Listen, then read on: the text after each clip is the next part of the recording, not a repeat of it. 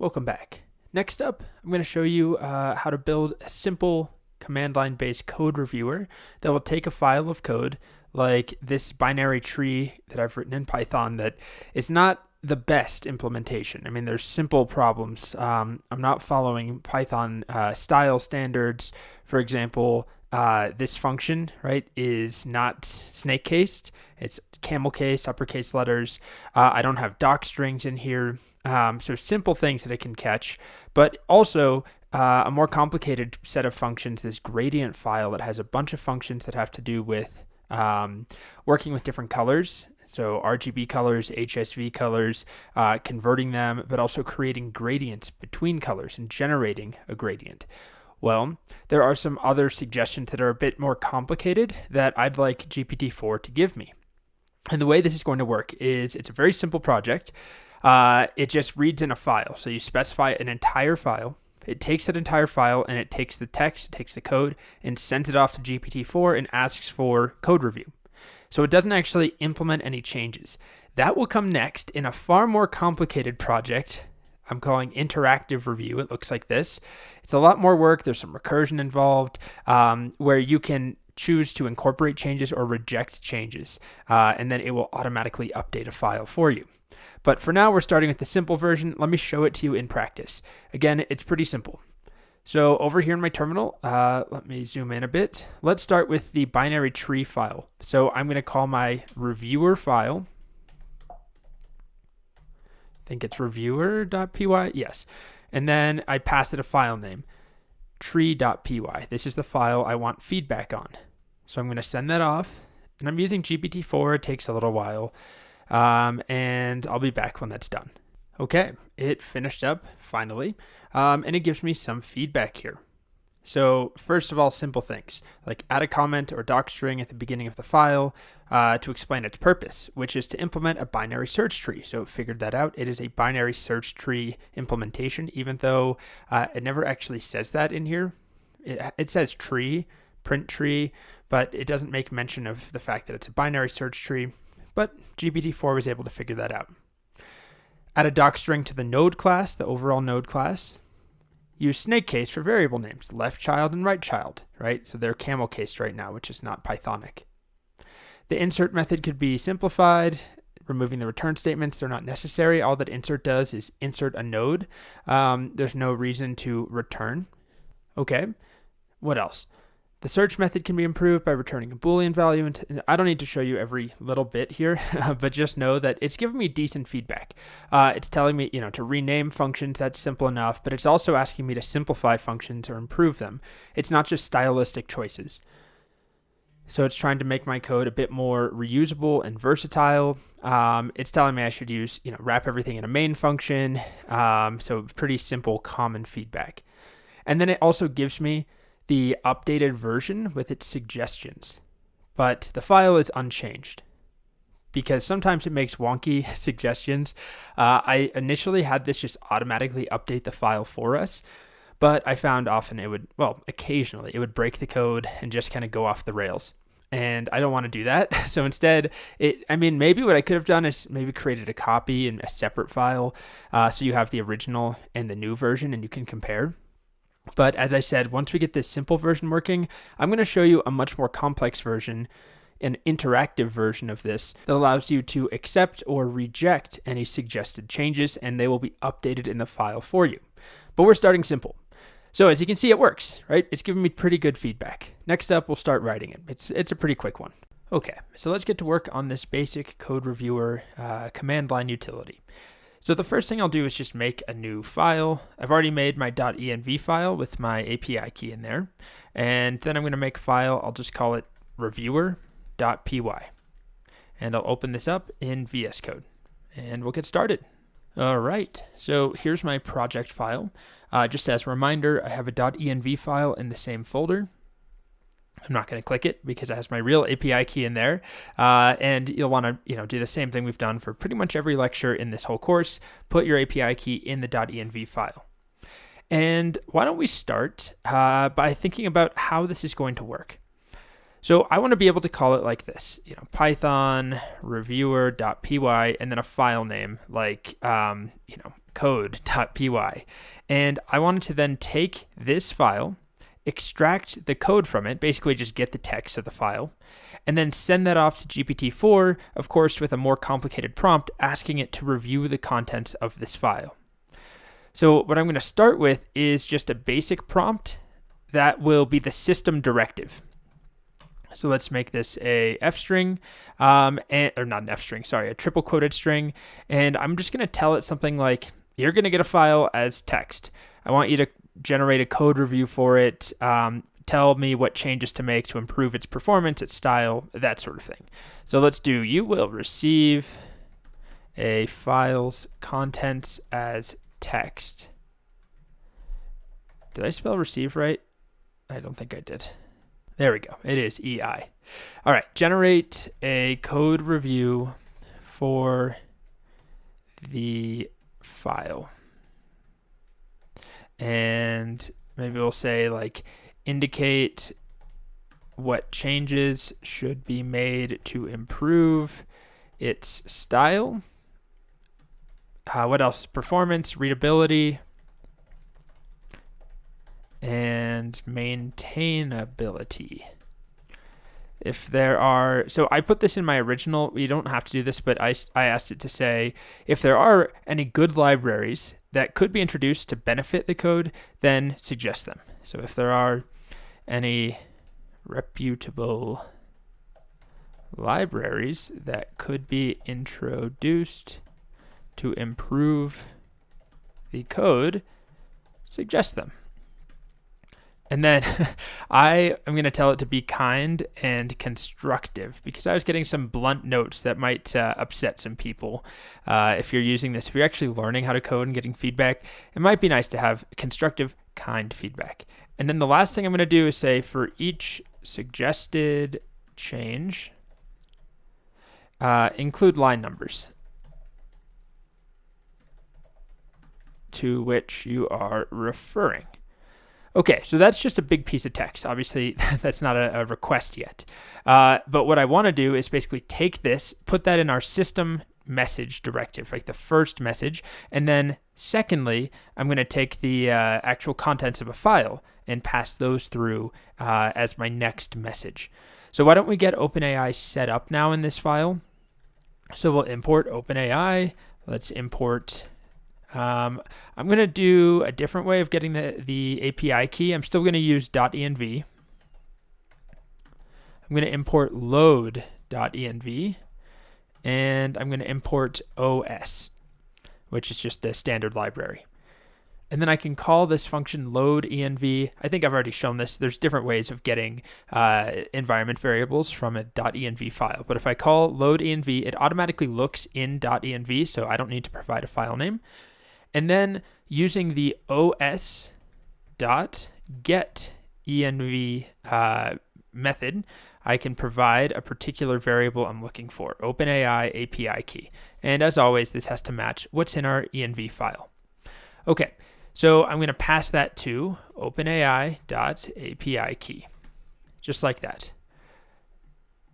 So this should work. It's different than using the config.env values option that I showed earlier. It's just another way to use the .env package to get information out of an env file and then retrieve the particular variable that we care about and pass that to OpenAI.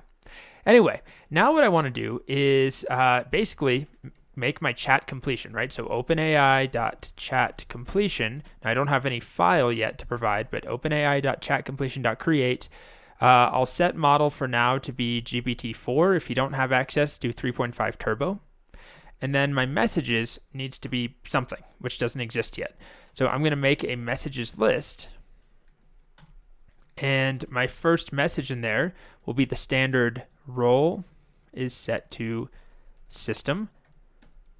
And then I'll have the content just set to this big prompt variable. So that's our first message. And then our second message needs to actually include the code, right? So the second one will be coming from user, and the content will be probably an F string where we actually add in the code.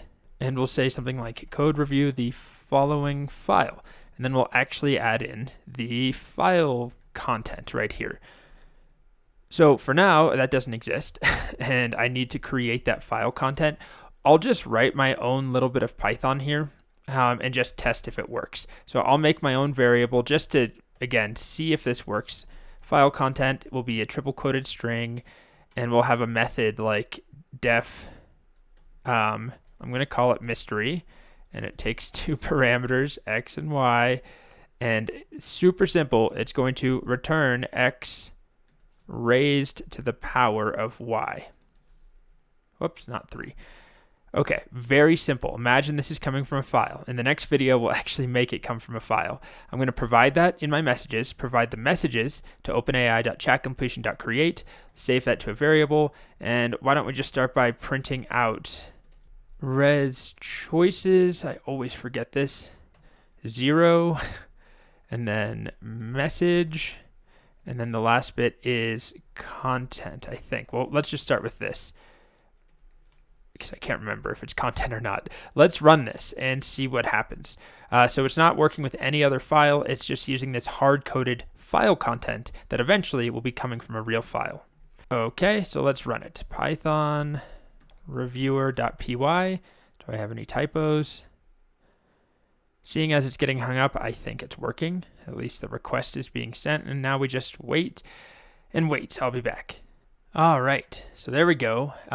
Yeah, it was content that I meant to print out.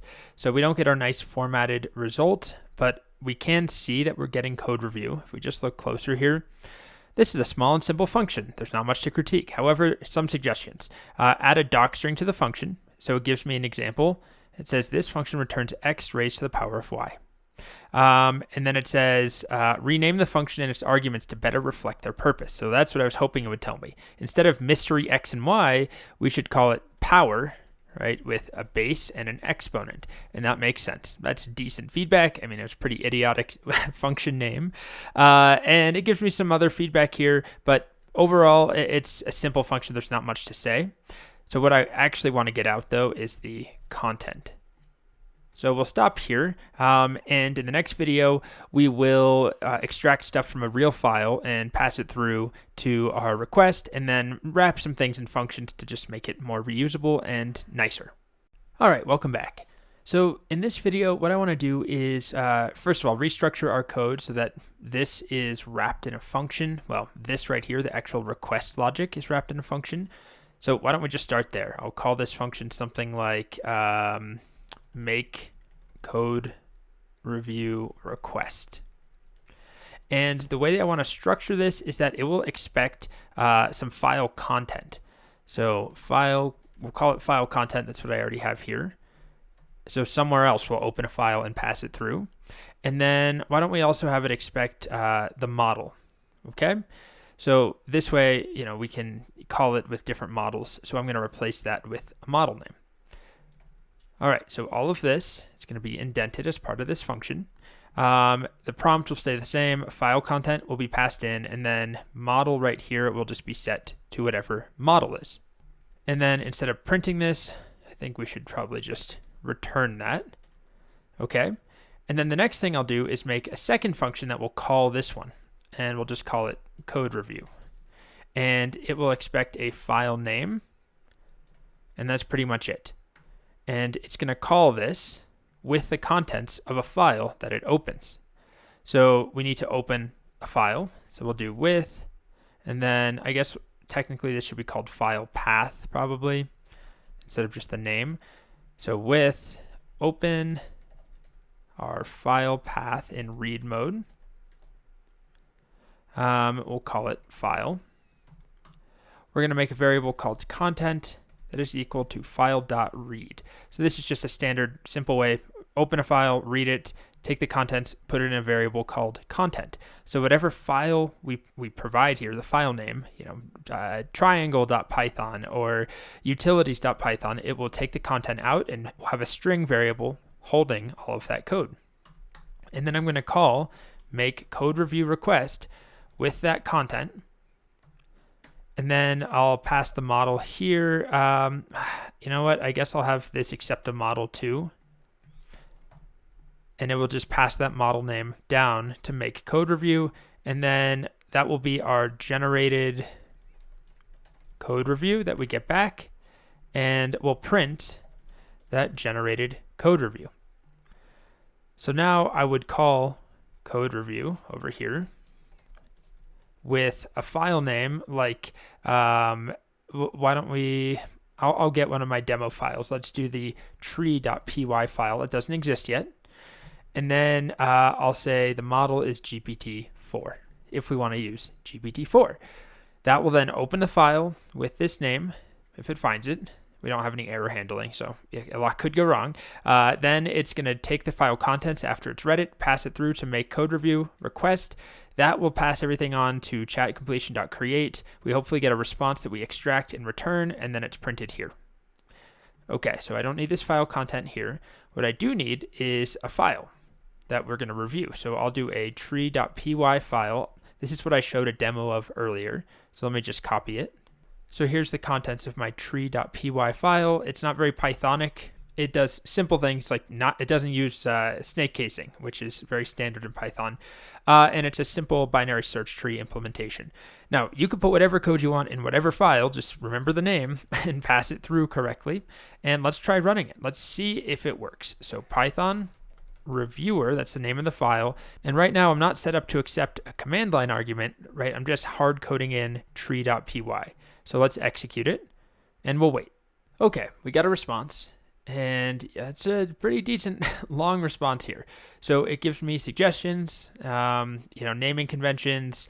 So it wants me to change print tree to be print_tree in lowercase. It wants me to add doc strings in, and it tells me where, line 2 to 3, line 6 to 7, line 8 to 16. It recommends some code structure changes, wrapping things in a main function that we invoke when we run the script directly, which we're actually about to do that on our own script, because right now we're not really following that pattern. Otherwise, then it shows me the actual code that it has refactored or reworked for me. It renamed things, and overall, yeah, it looks pretty good. So it's working, right? It took a little while. I'm going to edit that out, but it was pretty long, probably 20 plus seconds. But it's effective. So what I want to do now is just clean things up and make this work with a command line argument. So instead of hard coding tree.py in there, I want to switch things around and have a command line argument that we can parse. So I'm going to wrap some of my code in a main function, right, that will invoke when the file is executed. So this is very common Python pattern. So I'll have my main function. I don't know what I'm going to put in there just yet. Well, I'm going to call this code review. So I guess I do know that. And then at the bottom, I'll have my standard if name is equal to _main, meaning if this function was if this file was directly invoked, that is when I'm going to call this logic here. Great. And then I'll execute my main function. Okay. So what I want to do though is have this be from a command line argument. And we've seen how to parse arguments before from the command line. The easiest option is to use the argparse standard library. So then in here, I'm going to do something like argparse. We've seen it, hopefully remember. If not, it's nothing terribly difficult, but argument parser. So argparse.argument parser. That returns to us what we'll call parser, and we can add arguments to that parser. And I guess, why don't we also add an argument for the model that we're going to use? So it's a good idea to add a description here, like simple code reviewer for a file. And then we'll add our first argument, parser.add_argument, and we'll just call this one file. So if I put a dash in front of this, like -f, we would have to provide the -f flag. But if I just provide a name like file, then we'll be able to invoke it just like this, Python, reviewer.py, and then the file name, tree.py. Because I don't want to have to do like -- file tree.py. This is a necessary argument. It's not really an option. So what I'm going to do is call it file, and then set its, well, I guess that's really all I need to do. It's just set it to file. The default type is string. So that's just the name. And I'll do one more for the model name, add argument, and this one will be -- model, and it will default to GPT-4. So if you don't provide it, we'll just have it default to GPT-4. And then the final piece is to call parser.parseArgs, and this will return to us the arguments. Hopefully it found file, and it will find model even if it has to use the default. And then here where we call code review, all that will change is access our args.file. That's set up here. And here it's args.model, which is coming from this line. Well, it's actually coming from this line, but this is where we set up the name of that argument. Okay, so let's see if this works for us now. I guess I can call it with that tree again. Python reviewer, and then tree.py, and I'll be back if and when it does indeed finish. And it finally finished up. It took a while, but you can see we're getting code review, pretty good explanation, and it's similar to what it said last time. The main difference now is that it's not hard-coded, so I could call this with a totally different file, which I'll do right now. So I'm going to just use the gradient file example that I showed early on. So obviously put whatever code you have, but this is I've already shown this, but it's a set of functions that have to do with working with different color systems and creating gradients. And now all I need to do, if I want code review on that file, is call gradient.py as my argument here to my reviewer file. Assuming it finds that file, we don't really have handling if it doesn't find the file, but I want to keep this simple and, not bog us down with too much code along here. Okay, so I'll be back if and when this finishes. And it finally finished up, and we get a code review for that particular file. So it's telling me I should use data classes instead of named tuples, which data classes are somewhat new-ish compared to named tuples for typing, but that doesn't really matter. Further down, some other explanation. It's saying there's some magic numbers where it might want me to explain them a bit with a constant, and that's actually a pretty good suggestion. Instead of just multiplying by 225 or 255, I can multiply by the RGB scale, which is semantic and has some meaning. And there's more feedback, but that's it. We've got it working. So it's already pretty useful, I think. It at least gives you feedback. You decide what you want to do with that and incorporate it if you want. In the next video, it might be more than one video, I'm going to show you a way more advanced version of this that we built that we're not going to build from scratch. It's hundreds of lines of code, but it's an interactive version where you can selectively choose certain lines to keep or delete or certain suggestions to incorporate or reject. So that's coming up next. Welcome back. So next, I'm going to show you a significantly more complex version of this code review script. This version is an interactive code review that will take a file, review it using GPT-4, but then suggest changes that you can either accept or reject, and then it will automatically update your file for you. Now, there's a lot of work that goes into this. I'll just show you real quick. This is the prompt itself. It's a very long prompt. And it's really only it's worth doing with GPT 3.5 Turbo, but it makes more sense to use GPT-4 on because the prompt is so large. It's, I think, around 1,500 tokens.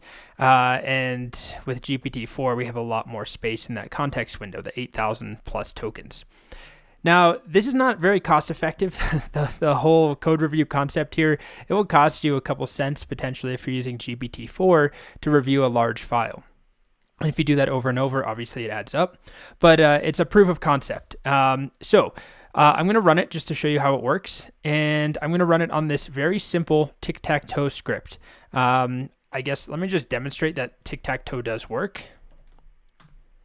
Okay, so it prints my board out, and then I'm supposed to enter a position 1 through 9. Now, I actually didn't write this code. I actually had GPT-4 write the tic-tac-toe for me. As you can see here, it's pretty simple. Let's just try entering 1 as my move, and then now it's O's turn, so O is going to go with 3. And okay, so it works well enough, although I guess we don't have proof that it will check for a win, but it seems to be working. Now what I'm going to do is call my interactive code review, so interactive review on tic-tac-toe. And this will take a bit of time. There's a lot of output here, which obviously we can get rid of. This is all just debugging output when I was inspecting things and playing around. So this is showing me the prompt and all of the messages that were sent. So up top is a huge text prompt. It's telling it what to do, how to respond back to me, what I want it to do. I want it to indicate, changes in a specific format. But then down below is our actual prompt generated from the tic-tac-toe file over here. And here we are. Okay, so the assistant suggested a change. Here's the diff. So I'm printing it out with some nice colorized diffs. And it looks like it's suggesting that we need to update our print board function. So it's adding some typing into it. I don't know if you're familiar with typing. I've used it in some of the projects. So board is a list of strings, and it returns nothing, none type. Check win, except board, which is a list of strings. Player is a string, and it returns a Boolean. And so then it tells me down here, I've added type annotations to your code. They're not required, but can help you and others understand your code better. So this is a nice improvement. If you've never worked with type annotations, this is a good way to incorporate them without having to do much. So it's going to do this for me if I accept the change, if I type Y. I also have the choice to reject it using no or N, but I can also just type my own message if I wanted it to expand upon this. Maybe I want it to, do something else instead. I can add a message and provide more detail. The prompt is set up so it should work that way to improve or alter the suggestion that was provided for me. So I'm going to say yes. Just as a reminder, this is tic-tac-toe right now. It does not have type annotations in there. And now if we take a look, it actually updated the file. So we have our type annotations in here. Type annotations there. And a type annotation there. Okay, the next suggestion it gave me, I find it helpful just to look at the message it gives us first instead of looking at the diff. It says, to improve the readability of your code, I suggest using F strings to format strings when printing the board. This will make the code more concise and easier to read. It's pretty good feedback. So instead of using string concatenation here, use F strings. If we look at how it's working right now, the board is constructed using a whole bunch of plus signs to concatenate strings with other strings and variables. It's just a mess. So I'm going to accept that too. And it updates our file. As you can see here, it's a lot cleaner now. When we print the board, it uses F strings. And then it repeats the process. Next up, to improve readability, I suggest using another F string when printing the player's turn. So that's a simple one. Right now, when we're printing the player's turn, which is on line 30 right here, right there, and then concatenating current player plus turn. Instead, it wants us to use an F string. Good. That makes sense. And now we have an F string right there. It just makes our code a bit more readable and more modern. Okay, this time it gave me another suggestion to use .strip when I'm getting the user input. So right here on this line, right, choice equals input, enter your position 1 through 9. It's suggesting that I do .strip, which I do think is a decent idea to just remove any leading or trailing white space that could be in there. I am going to reject it just to show you that we can. So if I type N and hit enter, it does not add .strip. I told it to ignore that suggestion so it doesn't update my file. And let's see if it gives me any other good feedback. At some point, I will say that it gets very detail focused and it probably becomes not that useful after you've implemented some of the most important feedback that it has. It gets nitpicky. So yeah, here's the next one. This is where it starts to get a little nitpicky, right? It says, I suggest changing the error message to be more informative, specifying that the user should choose a number between 1 and 9. Right now, it just says invalid choice, try again. And it's suggesting that I say invalid choice, choose a number between 1 and 9, which honestly, it's not a bad note. It's just a very tiny thing. So I'm going to leave that just to save some money and not get a couple fractions of a cent billed to me every time I run this. But you can see it's working. It's kind of a fun project. And I actually think with enough revision, you get the right prompt going, you optimize it. This is still a very rough project that I'm just showing to you. We're not going to build it, but I'll show you the code and walk through it. With enough effort, you could make something pretty useful. And I'm sure, a million companies are doing this already and working on some very fancy, I'm sure GitHub is working on it. In fact, I know they are working on a solution for reviewing code. And you could do some fun stuff, or you even automate when you push to GitHub. You could use a GitHub action to automatically make a pull request with these suggested changes. There's a lot of fun things that you can do. So that's the project. And again, we're not going to write it from scratch because it's long. And I want to just, show you how it works. See, if I give this code to you, I know that some of the more enterprising students will come up with much better versions and tweak it and find bugs. And it's by no means perfect, but I do think it's a fun project and sort of the next iteration, the leveling up of the previous code review that we just wrapped up in the previous video. Okay, so I can get out of here. The easiest way is just Control-C, and I'm done. So in the next video, I'm going to walk through the code, but remember, it's going to be sort of a whirlwind tour because it's long. So that's coming up. Okay, welcome back. So in this video, I'll start walking through the code here. Of course, you can download this like all the other code and step through it yourself, which I recommend because this was going to be a quick tour. There's a lot to the code. I mean, this is just the prompt. It's in its own file. And then we have the actual interactive review file, which has the logic. So let's start in this video with the prompt. Basically, the core mechanic is that we'll take some file, let's say it's this tic-tac-toe file, take all the text out, well, not out, but, get a copy of the text as a string and pass it to GPT-4, just like we did with our own mini version of this, our simple code reviewer that didn't actually update anything. We'll follow that process, but there's a lot more logic that goes into figuring out what parts of the code are to be removed or to be updated or edited or added in, right? If we go back to the terminal here, if we take a look at one of these examples, like one of its suggestions, right? It's suggesting that we change this, remove this line, and update it to this. So we need to be able to tell GPT-4 not just that we want suggestions, but specifically we need the suggestions to be in a very particular format that tells us what lines or what pieces to remove and what lines and what pieces to add in. And there's many ways that we could have done this. I played around with doing it with line numbers, where I asked it, respond to me with the exact line numbers that should be edited and how they should be edited. What I ended up deciding on is a format that looks like this. I want it to respond to me. We'll go over this prompt in more detail with this format. If I give you a big piece of code, I want you to tell me if there's a suggestion, which there may not be, but if there is, use this syntax, find in these angle brackets, colon, so find, and then the code that it wants to update, basically the problem or the suggested area that it found, and then what to replace it with will follow immediately after with replace and the code that we want to replace.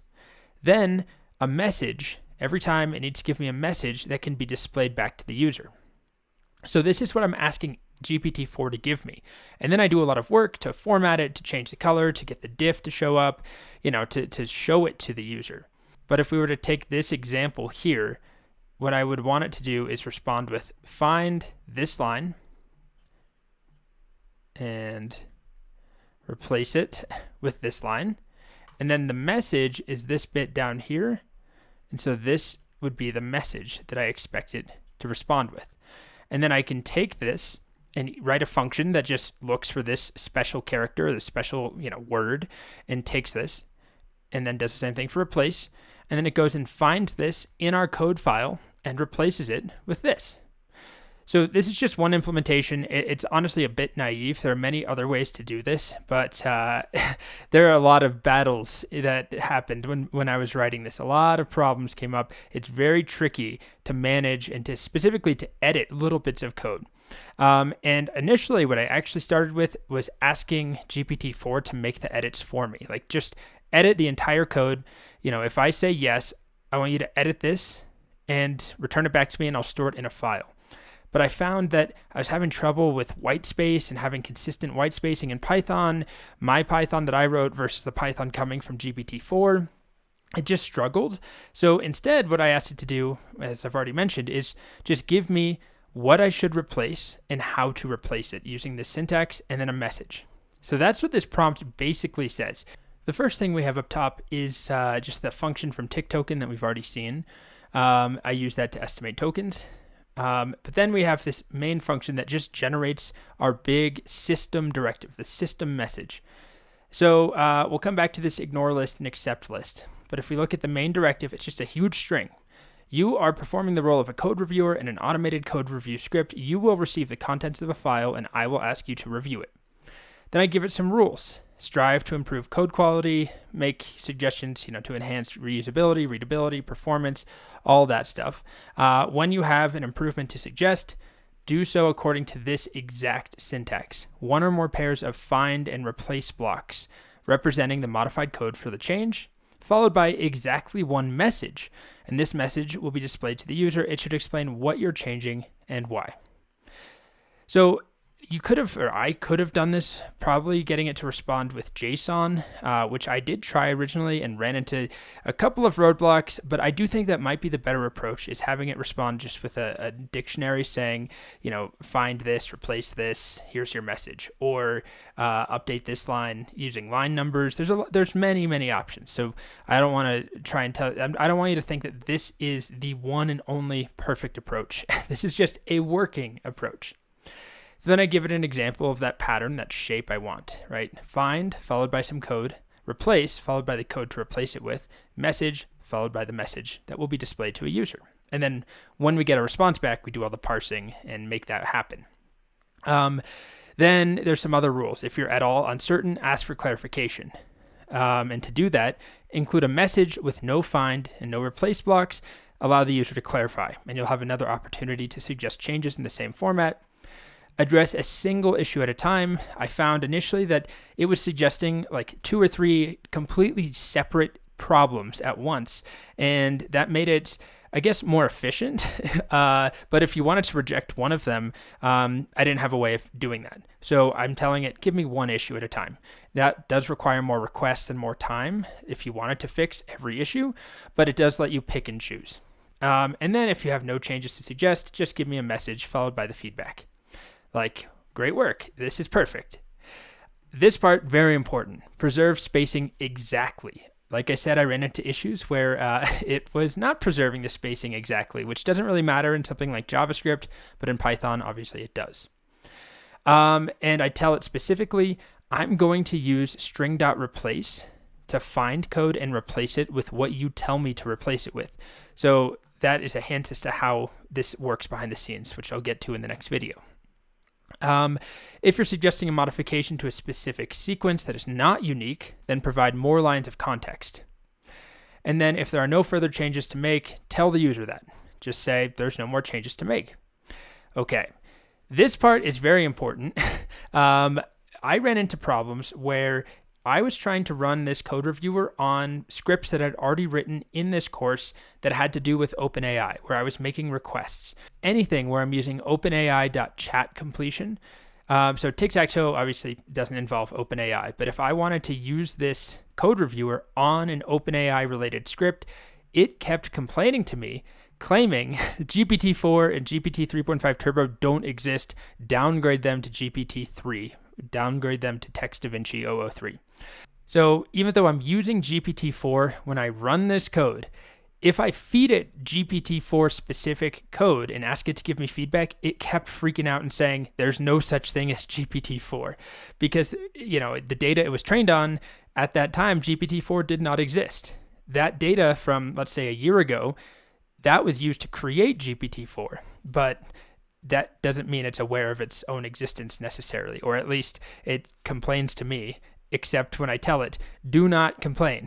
Don't worry about it not being in your training corpus. And then let's talk about this ignore list and accept list. So as you know, I can accept changes or reject the changes.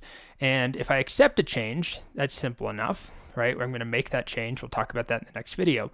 If I reject the change though, I don't want OpenAI or GPT-4 to keep suggesting it over and over and over because, that's what would happen naturally. If it told me to make this change and then I didn't make it and I ask it to just review the code again, in all likelihood, eventually at least, it will ask me to make the same change again.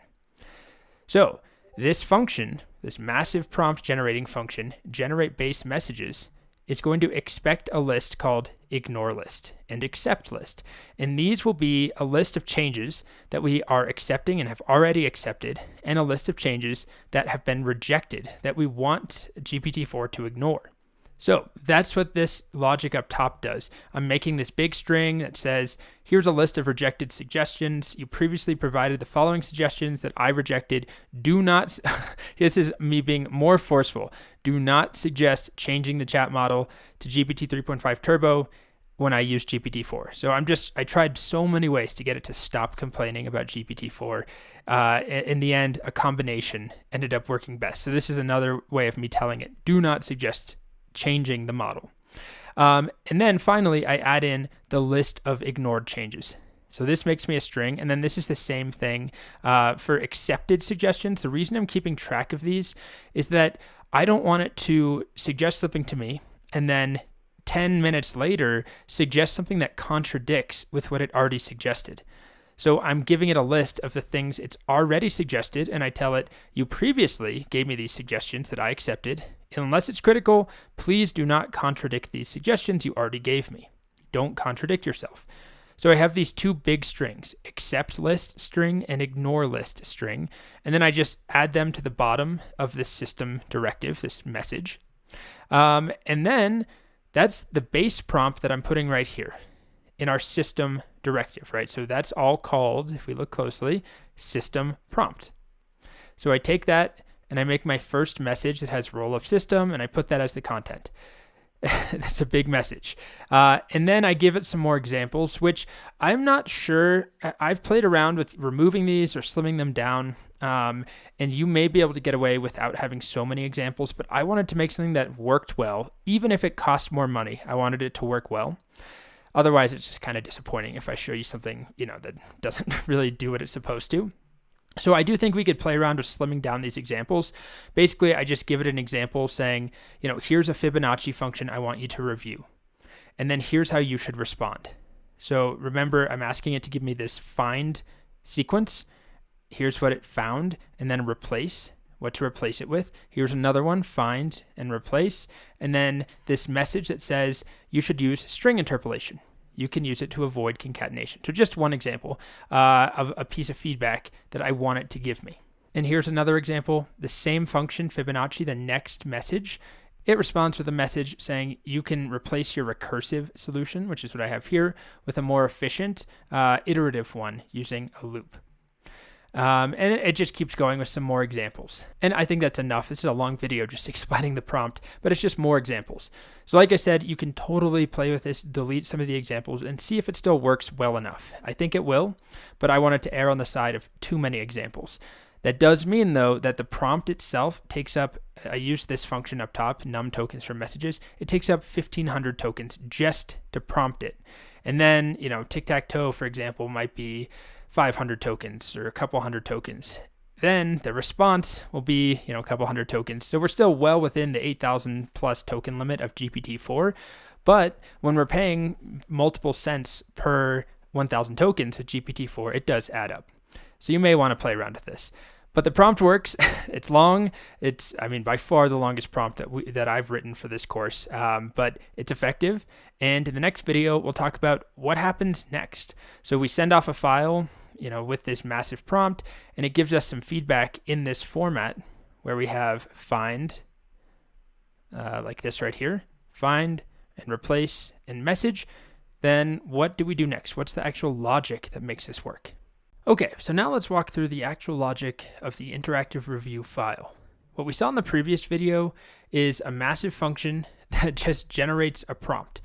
So that's it. It takes in this list to ignore, different suggestions to ignore, suggestions that have already been accepted, and then the file of code. And I didn't show this in the last video, but almost the last line actually adds in the code file and says, okay, we're done with examples. Now actually review this code. But still, no requests have been made, no changes have been implemented in the file as far as the code suggestions. Nothing has happened. It's simply a big string or a list of messages that we can then use to send off to OpenAI. So in the main logic file, interactive review.py, we're first looking for a file name, right, an argument, and we're looking for a model, which is optional. It defaults to GPT-4, so just some command line arguments. And then we call this function automated code review, which is going to expect the name of a file, like tic-tac-toe, and the model, which will be GPT-4 unless I specify otherwise. So here's this file, automated code review.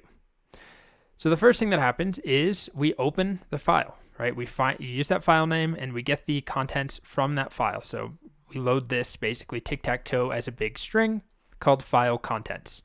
And then I have some logging going on. Doesn't really matter. Just, I'm saying we're reviewing this file. Okay. Then we generate that prompt message. So we call the function I just showed you in the previous video with file contents, whatever we got from, let's just say we're working with tic-tac-toe. And then our ignore list and accept list, which default to starting as empty lists because we don't have any ignored suggestions and we don't have any accepted suggestions the first time through. Okay, so that gives us a big message. The next thing that I did is just check to see how many tokens are in that message list. And if it's greater than 8,000, then we're going to raise an error saying the prompt is too long. So if you tried to provide a huge file that was thousands and thousands of tokens, we're going to respond saying with an error that's too big. And I'm using this function that we've seen before from using tick token to count the tokens. Then we get to the actual requesting. So this function right here, chat completion code review, is the next step. It accepts a whole list of messages, which is what we generated using that massive prompt, generate base messages. So that has a list of messages we get back from this utility function in this separate file called prompting.py. It's basically the full prompt ready to go that also has the code file, in our case, tic-tac-toe for this example. So we include that and we pass along the model in case you want to change it at some point. So chat completion code review result will be equal to whatever is returned from this chat completion code review, which is right here. And chat completion code review is what actually makes the OpenAI chat completion request. So we provide our list of messages, we provide the model, it defaults to GPT-4, and then we take whatever the response we get back and we pass it to this function called extract suggested change. Now remember the format it's supposed to give me results in. It's supposed to be something like, let me find a better example, like this right here, where we have find, this is what we want to find, and replace, this is what we want to replace it with. So we have a function here called extract suggested change that does just that. It takes a big piece of text potentially that has find and replace in it and a message, and then it has a bunch of logic in here. First, using the message to make sure that there is a message in here because we need to have a message every time through, and we don't want to have multiple messages, so it throws an error if there's too many. Otherwise, if we have the right number of messages, it moves on and we get our message out. And this is where we start to split on the find sequence and the replace sequence. And I don't want to walk through it too much. Basically, we figure out what comes after this find sequence, like all of this in this example, and what comes after the replace sequence, like this in this example. And then I've created some data classes. As you can see here, find and replace. Let me just go to the definition for you. Find and replace has the thing we're finding as a string and the thing we're replacing as a string. And I make this list called changes that's empty, but then I add in all of these instances of find and replace, and then we return that. We basically just return a list of all the changes that OpenAI or that GPT-4 suggested, but nothing has been changed in a file yet. We haven't even asked a user if they want to make the change. We simply are parsing this formatted response that we get back from OpenAI. So to recap, after we get the response back from OpenAI, we take that response, we extract the suggested changes using our function, extract suggested change. So we have that now in a variable. And then we call the function modify code. Now this won't actually modify the code just yet. This is just to make sure that the response we got back is valid. So I left a comment here. We're going to attempt to apply the changes just to make sure they could work. We're going to actually apply them later if the user wants to, but we're going to try to do it now just to see if there's an error. That way we can request a new change from the API. But that's all that this function does. Modify code. If we take a look at it, let me just command click. It takes in a file content string and then this list of changes that it's supposed to find and replace. And all that it does is it applies those changes to a big string, basically the file contents, not updating the file, to be clear, just in memory as a variable. It takes our file contents and it does the find and replace on that string according to whatever find and replace list it has been passed. So we're just doing it to make sure, if OpenAI suggested, if GPT-4 suggested that we're supposed to find this part in the code and replace it with this, well, I want to make sure this exists in the code, because I ran into some problems very early on where it was suggesting changes to pieces of code that weren't even there. So instead of asking a user, everything could break at that point. It would just be a terrible experience. So instead, I'm just making sure, can I find this and can I replace it with this? Before I even do that in the file, I just want to make sure it's valid. So that's what this modify code does. It doesn't actually modify a file. It simply tries to apply a list of suggested changes to the contents of a file in a variable. Okay, so let's go back. Where were we? There's too many functions here. Here we were. Okay, so we make the request GPT-4. We parse the changes into this list of suggested changes. Then we try and modify the file, the data from that file with those changes to make sure it works. And if it does, then we return this chat completion code review result, which is just another data class just for typing purposes. It's basically a list of messages and the suggested change. Okay, so every time this function is called, it just returns a big list of messages with the new reply that we got back from the assistant, from GPT-4 this time. And it also returns the suggested changes that have been parsed. Okay. Then we go back to this big function here. This is our main function, automated code review. This is what's doing the heavy lifting. So we're in this while loop, basically while true, so forever until we break out of here or until something stops. We call chat completion code review, and this is what we just looked at. It gives us back the messages and a list of changes. So we're going to extract the messages, and then we're going to look at the suggested changes and see if there are no changes, then we're going to just print out the assistant didn't suggest a change.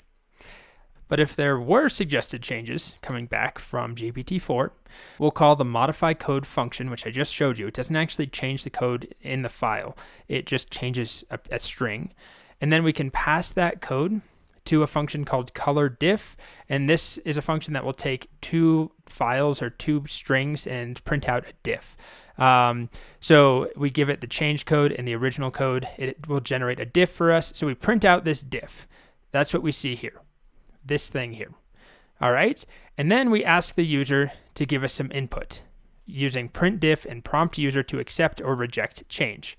So this function is going to print out the diff and then ask a user to enter Y or N or to give some feedback. And if they do enter Y, if that's what the user response is from this function, I'll just show you this function. It's simple enough. Prints out the diff, and then at the very end, it returns whatever the user responds with to the input function. So whatever they respond with, if it's a Y, then we actually save the change to the file. If it's an N, we don't save the change to the file. So if it's a Y, we save that new suggested change to the file. We print it out saying saving the change. And then we have our accept list and our ignore list. So we're going to add the suggestion that we just accepted to that accept list. And then we call automated code review again, recursively. It's the same function that we're inside of. Otherwise, if they said no, if the user didn't like our change, we'll ignore it. We won't add it in to the actual code, but we will append it to the ignore list, which is then fed to the prompt every single time. So this ignore list and accept list will grow. Accept list will grow so that we can keep telling GPT-4, here's the changes you've already made, and here's the changes you've suggested that we've already rejected. And then we keep calling automated code review recursively. Otherwise, if a user doesn't enter Y to accept and N to reject, they can also just enter a message saying like, can you give me some feedback on, how to improve the time complexity of my function? We'll just pass that function along to the messages list, right? It says the user did not apply the change. Instead, they responded with whatever they responded with. And that's the basic, there's a lot there, and we didn't go over the functions in detail, but that's the basic workflow. So there's some recursion involved. You could do this iteratively too. We want to build this list of suggested changes that we have accepted and ignored, and we can do that recursively or iteratively, and then we continue to pass that through every single time that it makes a new request. So I think just for the sake of time, and this is a long video, I've probably bored you and put you to sleep, I'm going to stop. I think if you care about this, you should just walk through the code. There's a lot going on. I haven't talked about the data classes really. I haven't talked about how the diff is generated or the whole utilities function file has a utility to print things out with different colors. So we have bold, italics. You could probably just use a library to do this, but it's a simple enough function. There's this color diff function that uses difflib, which is part of the standard libraries. There's stuff going on that doesn't really have to do with OpenAI or with GPT-4, but at the end of the day, the basic logic has to do with this massive prompt that returns a very particular format of what to find, what to replace, and what message to print out to the user. And then I wrote a function that looks for those three pieces. It parses them. What's the message? What's the find? What's the replace?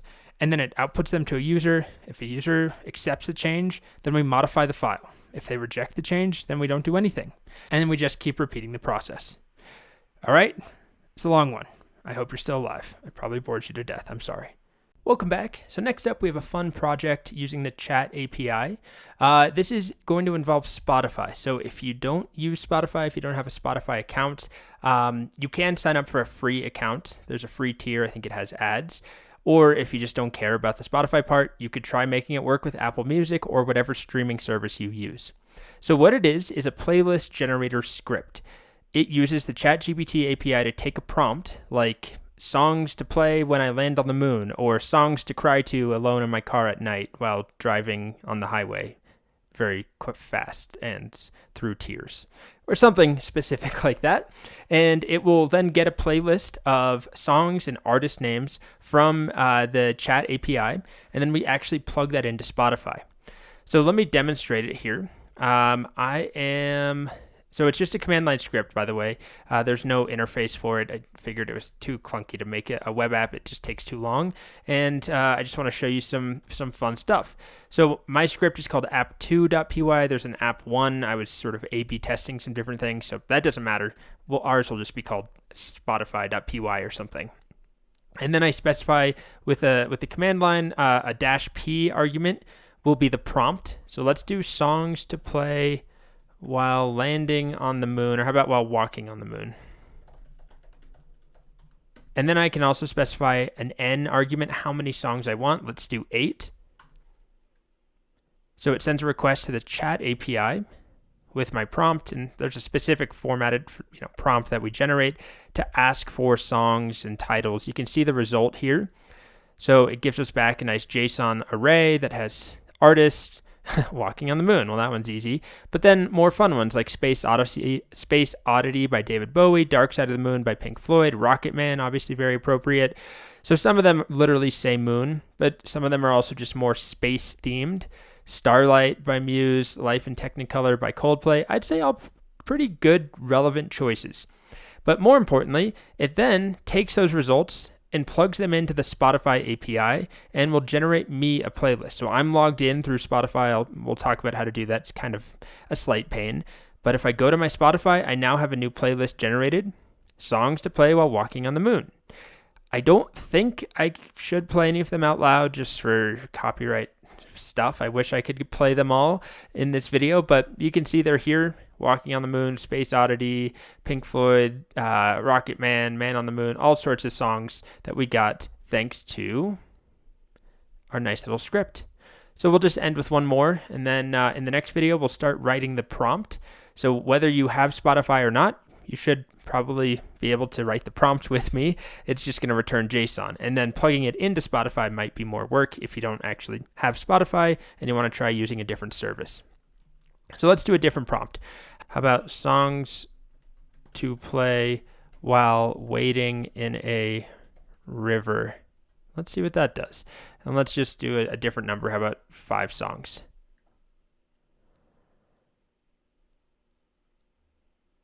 And we wait.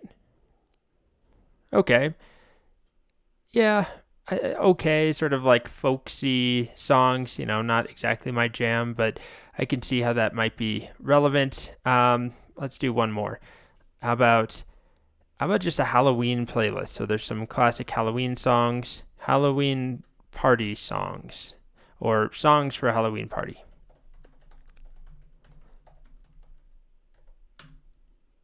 And I'll just do 5 again. I'm assuming it's going to get like Ghostbusters. What are the other Halloween classics? Monster Mash. Oh, yep. Monster Mash, Ghostbusters, Thriller, Somebody's Watching Me, Don't Fear the Reaper. All pretty good choices. And then you can see it actually made me that playlist. So you can get pretty creative, do some fun things. And I'm sure people will post in the comments some fun playlists and some weird prompts. But that's our next project. Okay, so we're using the chat API mostly because it's just way cheaper and better. I could also use GPT-4 with it, so I'll do that throughout this next couple of videos. Next up, we're going to start writing the prompt. Again, you can watch that video even if you have no intention of actually doing the Spotify portion. All right, welcome back. So in this video, we're going to write the prompt that will generate our playlist songs and artists. We're not going to plug it into Spotify. That's a whole separate couple of videos. So even if you don't have Spotify, you have no intention of finishing this project, you can at least follow along and work on the prompt with me. So I'm going to use GPT-4, and then I'll probably change it to 3.5 Turbo just to save money, unless we really notice a big change or a difference in the output.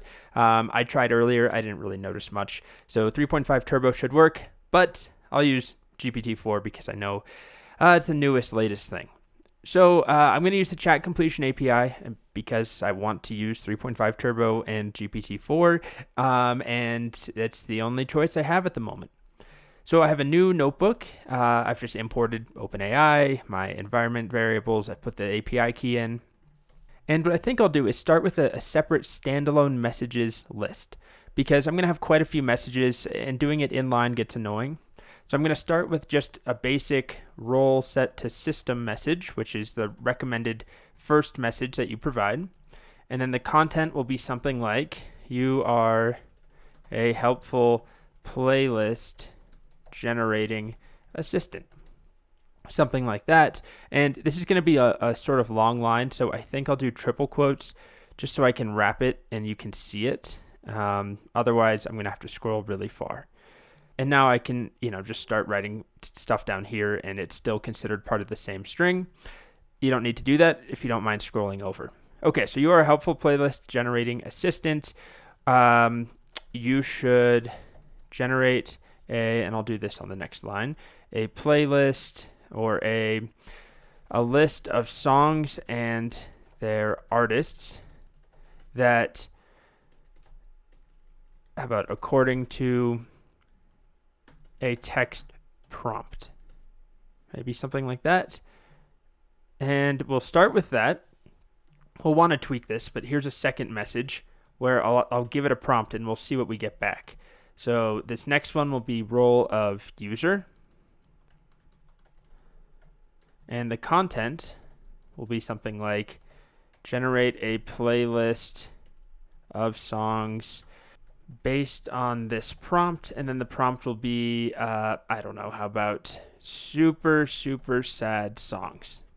Okay. So that's just my messages array or list. Next, I'm going to pass it to OpenAI.chat completion.create, and I'll provide messages equals my messages list. Model, I'll do GPT-4, but if you don't have access to it, 3.5 Turbo will be fine. And then I'll set max tokens just so it doesn't go on and on and on because I actually haven't specified how many songs. So let's do max tokens equals 400 or something like that. And then let's see what that gives us. Okay, it finally finished, and here you can see it's giving me some very sad songs. Everybody Hurts, Hurt by Johnny Cash, Skinny Love by Bon Iver. Okay, good. As far as the content, I'm happy with that, the actual songs, but the format here is not ideal. It's giving me a title, and then a dash, and then the artist, but it's doing it in a numbered list, and there's new line characters, so if I just print out, let's call this response. print response of choices of 0 of message, and then finally, it looks like I messed up my brackets, by the way, content. I've got an extra bracket that should close choices right here. And when I print it out, we'll be able to see the true format, rendered for us humans that don't like new line characters and escape strings and all of that. By the way, it's being a little slow this morning. I went and checked the status page. It looks like GPT-4 is having a bit of trouble. So I may switch back to 3.5 Turbo, depending on how long this takes. Yeah, this is real slow. Okay, so we got it back. And it actually changed the format this time. This time it's giving me the song title by, and then the artist. So this is workable. We could write a regular expression to basically take, each one of these lines. First of all, split them on the number, ignore the number, then take this line and split on the by, by, and then take the stuff on the left. We'll call that the song title. The stuff on the right, we'll call that the artist. But that just gets kind of annoying. Not to mention the fact it doesn't seem stable. In the previous example, the last time I ran this same exact query, it used dashes instead of by. So I want to give it a much more specific example of how I want it to return the data to me. So I would always start with, we kind of talked about this early on, 0 shot, so no examples, and then add examples. So before I add an example, I could start by just saying I want it to be in a particular format. I can just tell it the format I want. And the easiest option here, as it's been the case for most of the stuff we've done, is to ask it to give me JSON. And then I can turn that JSON into a Python list. And I basically want it to look like this, right? Where each element might have song set to something and then artist set to something. So it's a JSON list full of these objects that have song and artist properties. So I'm going to just write that out in the initial system message. So you're a helpful playlist generating assistant. You should generate a list of songs and their artists according to the text prompt. You should return a JSON array where each element follows this format. And then I'll specify my own little format here where I'll have song, colon, and then a common pattern is to do this. Use angle brackets, song title. And that just indicates you're supposed to put the song title here. You can also use other syntax, and generally the model can figure out what you want. And then I'll have artist, and then I'll have artist name. So this is the format I'm asking it to generate for me. So a JSON array where each element follows this format. It's an object. Each element has a song property and an artist property. Let's see if that's enough. So I'll run it again. Okay, that looks good to me, right? So we have an array. There's our song property. Everybody Hurts. Artist is REM. Song, Say Something, Artist, A Great Big World, and Christina Aguilera. Nothing Compares to You, Sinead O'Connor. Okay, so that's working, it seems. I'm going to run it again, though, because earlier I tried this, and sometimes I got slightly different results. In the previous time I just ran it, like 2 seconds ago, it only gave me the JSON array, which is what I wanted. But earlier today when I was playing around with this, it would sometimes also give me a similar response, but at the top it would say, here's your playlist. It would have some unnecessary text at the beginning saying, here's a playlist generated to this prompt. Here are some songs. It's not doing that right now, of course, as soon as I start recording. Let me try switching to 3.5 Turbo just because that's going to be faster. I think GPT-4 right now is having trouble. It's just going real slow. Or maybe all of the API endpoints and models are slow. It appears that way. Okay, well, maybe that won't make a difference switching. But I'll see if I can get this to generate the bad data that I don't want, where it includes some unnecessary text. Here we go. Okay. Here is a playlist of super sad songs. So, wow, this time it actually, yeah, you can see all of this here. I don't want that. And then it gave me the JSON array. Now, this may be only happening with 3.5 Turbo. I'm not sure. Let me try again with GPT-4. Okay, there we go. It just happened again, this time with GPT-4. So interestingly, it decided to only give me 5 songs this time. But again, at the top, it includes all this stuff I don't want any of. This is going to trip up my Python if I try and parse this as JSON. I really only want this. Of course, I could write a regular expression and ignore all of this stuff until we get to the array bracket and then parse it. The trouble with that is that it's not going to happen every time. It doesn't seem to be dependable whether it's going to include this random text up top. It's not random, but the unnecessary text up top or not. So what I'm going to do is provide some examples now. I'm going to say, this is exactly what I want back when I give you the prompt, super, super sad songs. So I can actually just basically steal the output from here. And if you got something different, you can take whatever version of the JSON you want. And I'm going to put this in a variable. I'll call this example JSON. And then I'll have a triple quoted string. And I'm just going to put this in here. This will just make it easier to provide it to the messages list. And then I'll basically I'm going to feed it back in what it just gave me, but ignoring all of this stuff. So I'm going to say, for this role of user, if I ask you to generate a playlist of songs based on this prompt, comma, here's what I expect you to give me back. Role of assistant, content, is just the example JSON variable right here. Make sure you put that in quotes, by the way, right? It has to be text, not actually a Python list. That will break things. So I could just put this in line here. It would just be really annoying to have to manage all of that for this messages list. So instead, I'll do it up top. But now I've basically said, here's an example. Super, super sad songs should look like this. And it should be able to figure out, I don't want any extra text at the beginning. And then I'll duplicate this message here. I think I deleted the bracket accidentally. And I'll ask it now to generate a playlist of songs based on a very different prompt. High energy, exciting dance songs. Sure. Okay. And I'll run this again. Okay. Seems to work the first time, although it was working most of the time previously. So I'm going to have to run it a couple of times, and even then I can't exactly prove that it won't ever give us extra text at the top. But this at least gives us an example to provide that we can have more assurance, hopefully, that it'll figure out what we want. And let me try 3.5 turbo, because it seemed to happen a little more often with that.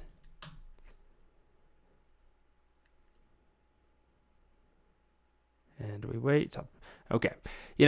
Again, it's impossible to say if it's, truly fixed, but it's a step in the right direction. I haven't seen it, and I'll keep running it, and I'll let you know if there is a problem. But as far as I know, this is going to work for us. Okay, so that's pretty much all there is. The next thing we're going to do is turn this into probably a function where you can provide, a number of songs, the prompt itself, and then we'll actually plug it into Spotify. Welcome back. So next, what I'd like to do is take our basic prompt that we wrote and just wrap it in a nice reusable function that will return some JSON. And that will help us when it comes time to actually querying the Spotify API with the results we get back. So I'm going to basically copy what we've already done. I'll just write a function down here called get playlist, and I'll have it anticipate a prompt being passed in. And then I'm just going to paste in everything that we've done in the previous video, indent it properly. Okay. And I'm going to tweak a couple of things, because first of all, right now, our playlist is always based on high energy dance songs. I don't want to do that. I want to stick the prompt right here. So I'll make this an F string. The prompt is what's being passed into our function. And then here, I'll interpolate prompt. So that makes it dynamic, right? We should be able to call this now in a couple different ways. The next thing that we'll do, let's go back to GPT-4. If you don't have access, it doesn't really matter. 3.5 turbo works just fine. And then let's take this data that we get back and let's parse it as JSON. So we use the function the method json.loads. I'm going to have to import JSON. I don't have that yet. I'll just do it up with my other imports. Okay, and then whatever this returns to me, let's call this playlist. And then let's just print that out, and we'll see if we're getting JSON. Okay, moment of truth. See if there's any syntax errors. Okay, seems fine. Let's try it now. Get playlist. What should our prompt be? How about songs to drive at night to?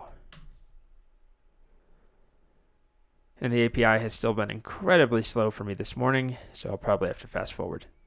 Okay, looks good. This is definitely a good one to drive at night to. Kavinsky, Night Call, Midnight City, I'm on Fire, Drive by the Cars, Under Your Spell. Great. So let's just try one more, make sure it's working fine, because the next thing I want to do is allow us to specify how many songs we want. So get playlist, let's do songs for a broken heart. And we'll see what we get.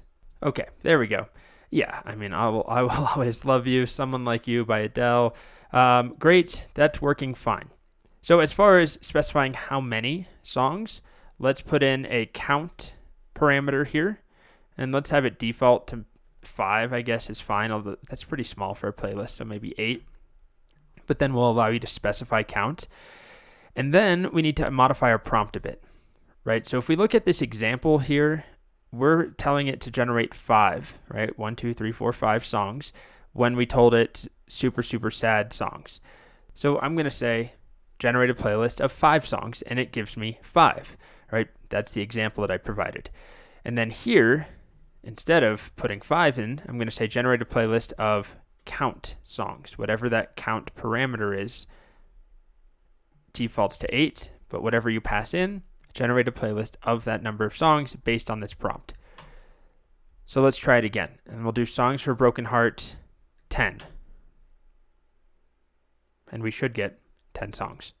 Okay, here we go. Of course, the way that it's printed out as a Python list makes it hard to count.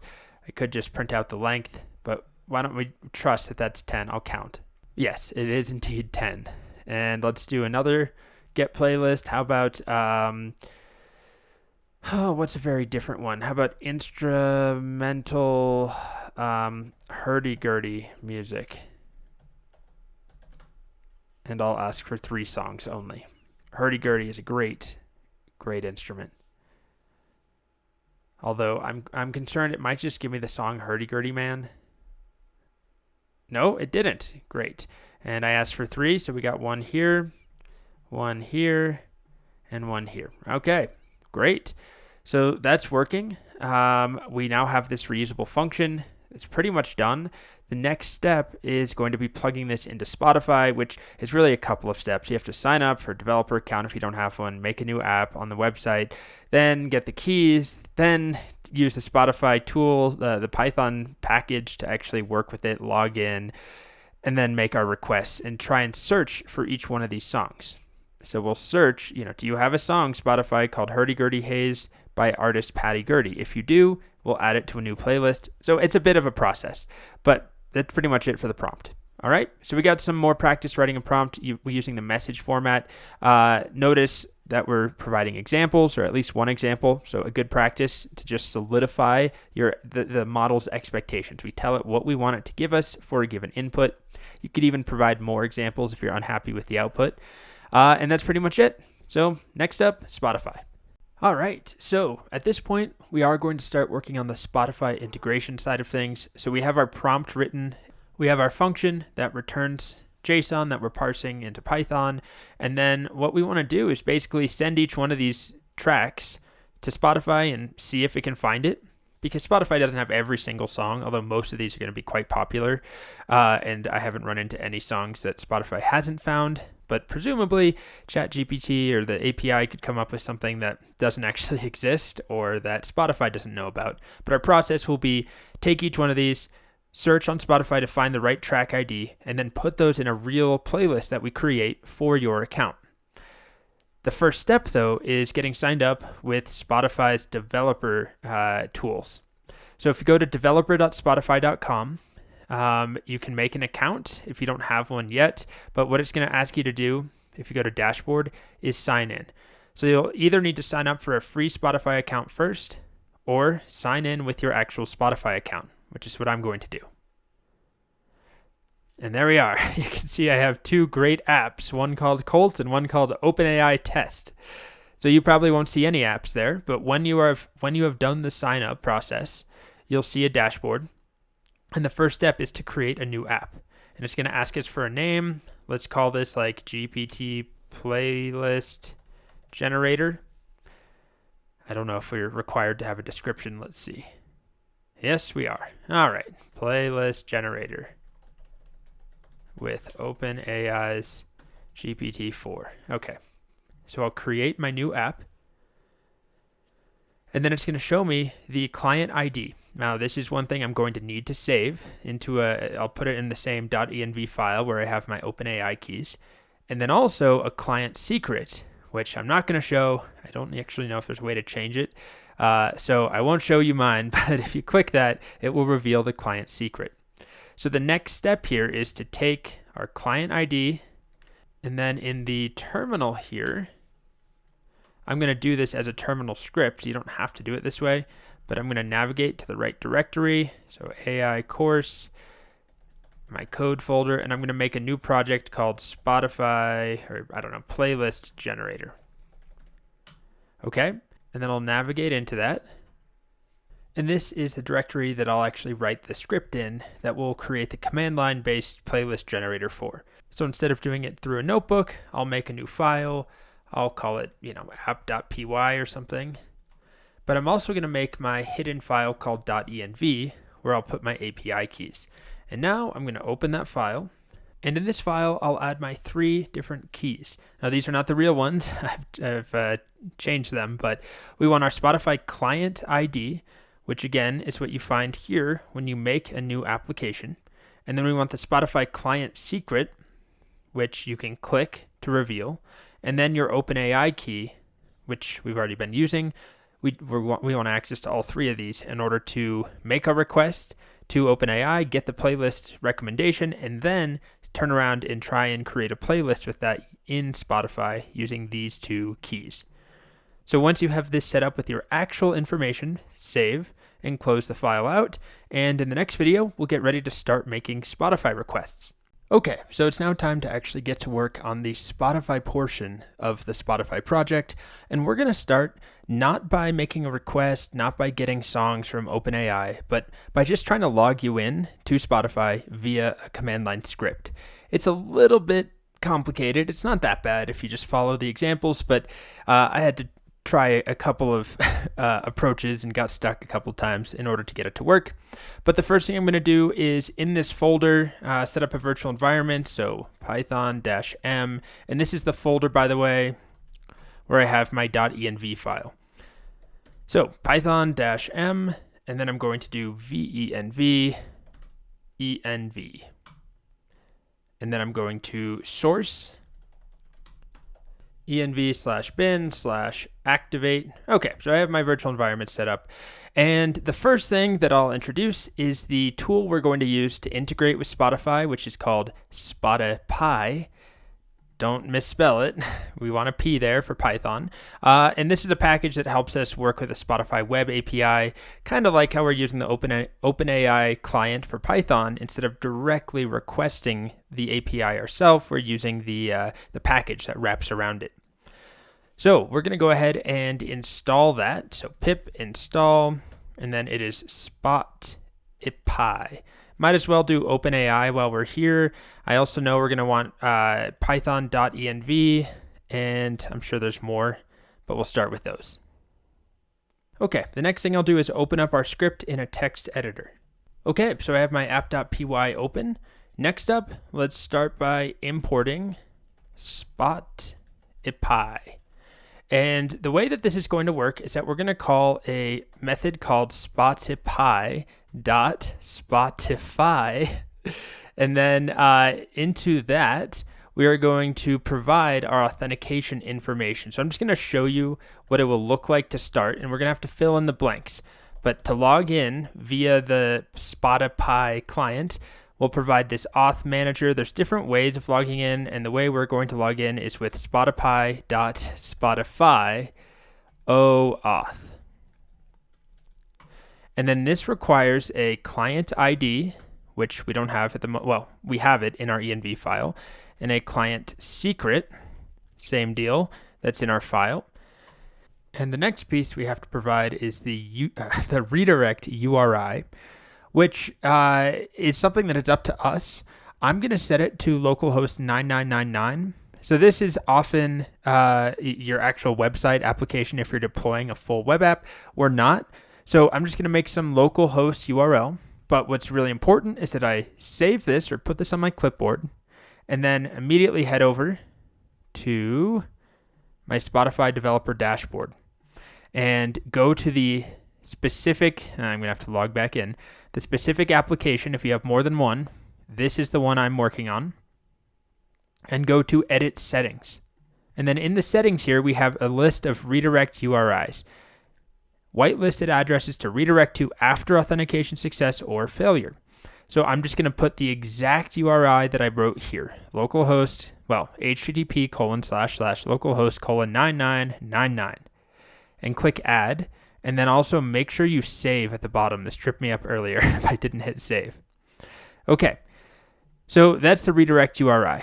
Now we need to make sure we get our client ID and client secret in here, which we've stored in the .env file. So I've already added the python.env package. So I'm going to import from there, from Python, actually it's just called .env, imports.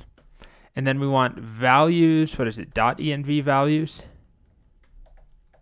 I can never remember. Yes, it's .env_values. And then I'm going to execute that function and load from my .env file, which is right there. And I don't have to call this config. It's just being consistent with what I've done already in our other examples. And then in config, we should now have a Spotify client ID.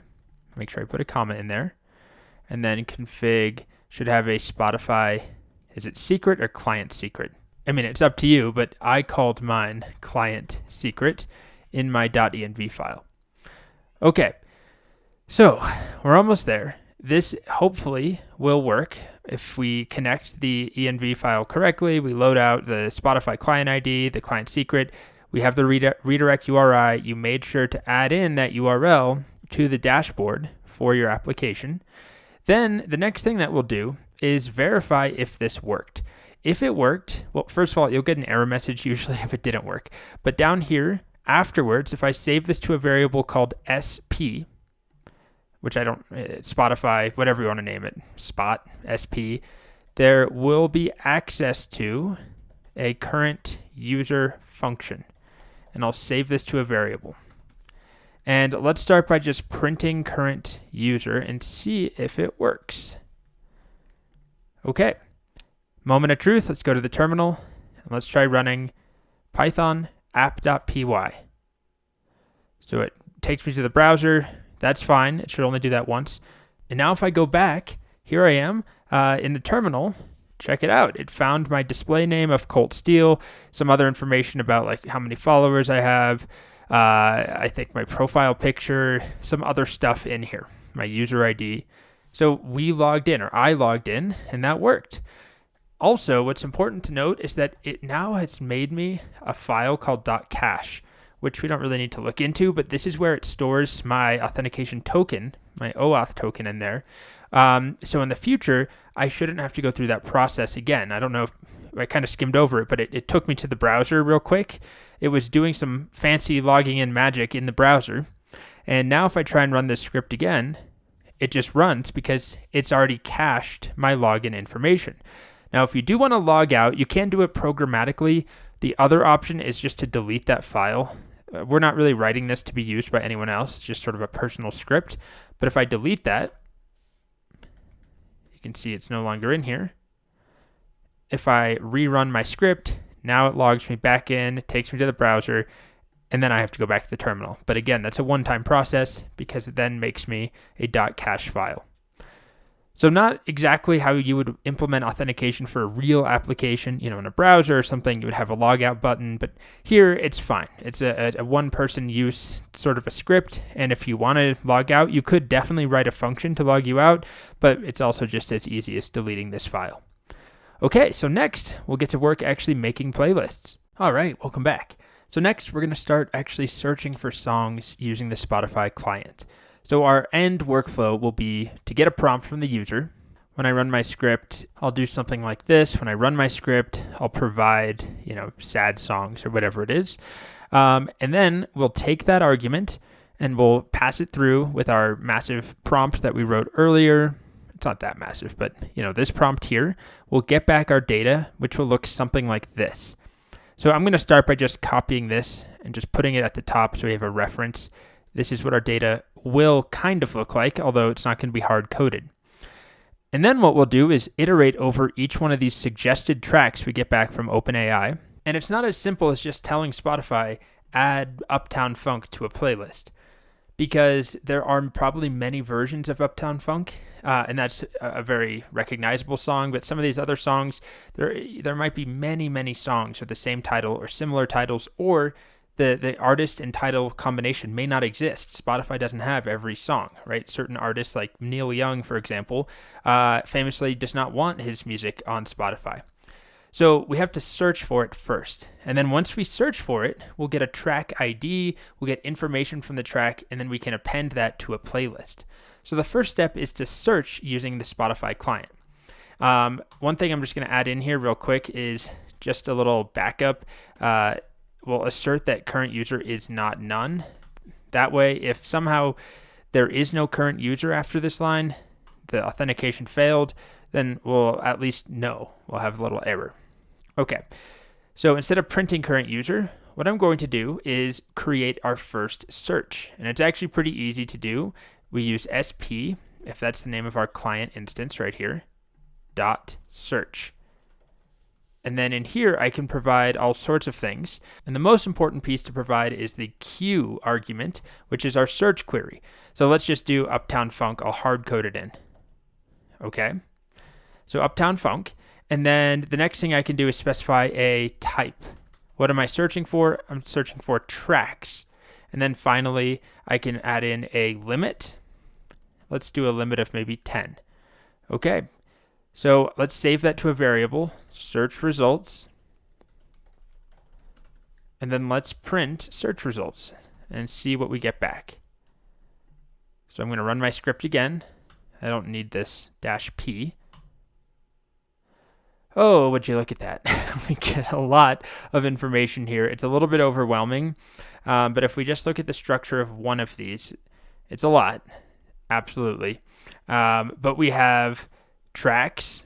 If we look at the results, where's my mouse? Here it is.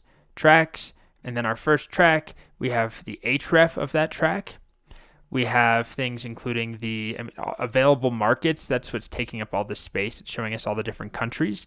And actually, let's try this. I'm going to import pretty print, so pprint, just to print this out and make it easier to see. Let's try this again. Okay, there we go. That's a bit better. So it's a lot of scrolling, but if we look at one of these results, oh, come on, that's a lot. Right here, we have, first of all, tracks in the overall resulting dictionary. And then we have items within, so tracks, items. And then we'll take this first result. And this first result generally is the closest match, although there's some logic you can add in to verify things, but it's going to be the closest match. And so we'll see things in here. There's a whole bunch. We have available markets. That's what you're seeing here, this really long list, different country codes that this song is available in. And the most important piece of information we want is the track ID right here, because this is what we'll use to actually add a track to a playlist, which is the next thing that we'll do. Okay, so to get that ID, just as a reminder, what we did was search results, square bracket, and then it's all located inside of tracks.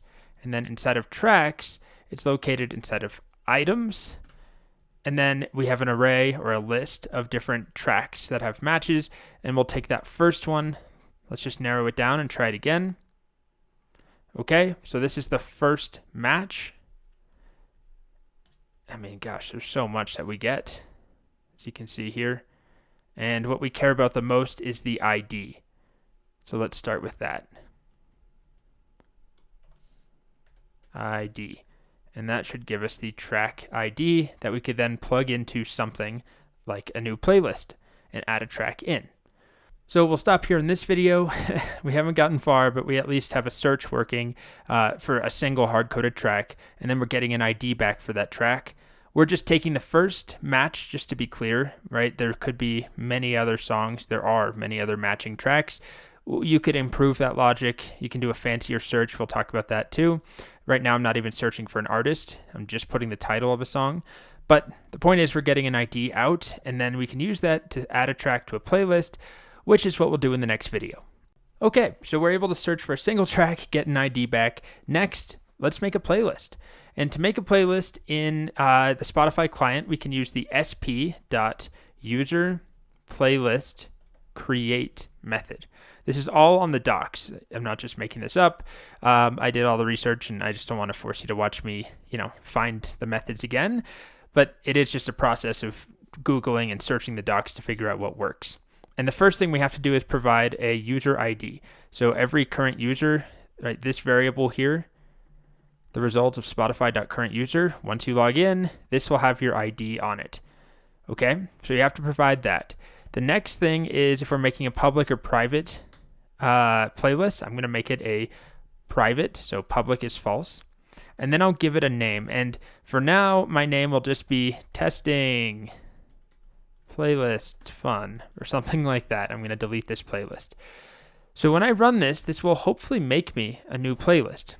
I could just do it right now. I mean, sure, you know what? I will, and let's verify that it works. But I know it's not going to work because there's one thing we're missing. When we log in here, we actually are supposed to provide the scope of what we are doing or what we're allowing the application to do. You've probably seen this before, right? Where, if you log in using Google somewhere, it will ask you, this website will be able to view your, username and friends and whatever else, and you have to approve that it's going to have access to that information. It's the same concept here. We have these different scopes that we can set when we're authenticating. And the one that we want is called playlist modify private. So there's a playlist modify public, but also if we go to the Spotify documentation somewhere on here we are on the docs, we have these different scopes. So things like playlist read versus playlist modify, user follow, user library modify. So all these different scopes of what an application can or cannot do once a user has logged in. So here, what we're saying is we want to be able to modify playlists, which also means make them and delete them and all of that. And then we're going to try making a playlist. So I believe, let's see what happens if I just try and run it again. It will try and log me back in because the scope changed. Okay. But now if I head over to my Spotify, here it is. Yay, I have a new playlist. It made it for me. Testing playlist fun. It's empty. I'm actually going to go ahead and delete it. Where's delete? And the next thing I want to do is show you how to add a track to a playlist. So there's a method to do that on the Spotify client. And that method is called sp.userPlaylistAddTracks. And then I specify the user ID. So current user ID, and then I have to specify the playlist ID, which right now I'm making a playlist, but I'm not saving it to a variable. So I'm going to save this to a variable. I'll call it created playlist. And then here I can pass through the created playlist ID. Oops. Just like that. And then the final piece is to specify the tracks that it should add to the playlist. And I don't really have those tracks right now. I have a single ID right here. I'm going to take this and I'm going to append it to a list or put it in a list. I'll call it tracks. And I'll put it right in there. So it's expecting a list of track IDs. And I have a list with one track ID, but that should still work. Okay, so let's see what happens. Maybe it will work. Where's my terminal? Go back to Spotify. I have a testing playlist fun, and here's my song, Uptown Funk. There it is. I wish I could play it for you, but I think you got to stay away from that copyright stuff. Okay, so that's our basic workflow. We'll make a new playlist. We'll give it a name, probably based on the user's prompt. And then when that's done, we'll add in tracks. But that list of tracks obviously will include way more tracks, and we'll do it by looping over the information we get back from OpenAI. And for each track we get back from OpenAI, we'll try and find a corresponding one in Spotify, save the track ID, then add it to a playlist. So we have the pieces in place. Next, I think we'll bring everything together and see how that goes. So that's coming up next. Welcome back. So the next thing I want to do is actually take the OpenAI prompt that we wrote together. So we wrote this function called getPlaylist. And we'll replace this for now. I'll put this up top, although we're going to have trouble because I haven't imported OpenAI. And I need to give it the API key as well. Probably don't need pretty print anymore. I'll do OpenAI dot API key equals, I guess I need to do the, where's that line? How have I lost that line? This line here first. Okay.